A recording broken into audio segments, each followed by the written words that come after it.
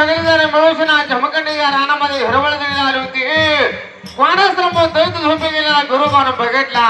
बघितला होता बरं का. दैताला देवाना बघितल्याबरोबर देवाने बिरापाला त्या दैताचा राग मोठा येऊ लागला होता.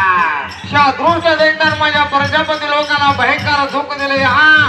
सर्व पळून गेले. यामुळे देव लालचंद्र डोळे केला होता. पैंकडांगे हातावर उजव्या हातामध्ये हेटा होता. देव दैताच्या अंगावर धावत होता. धावायला लागल्याबरोबर प्रकार मायवानं बघितला होता आणि मायवा देवाला काय बोलतो देव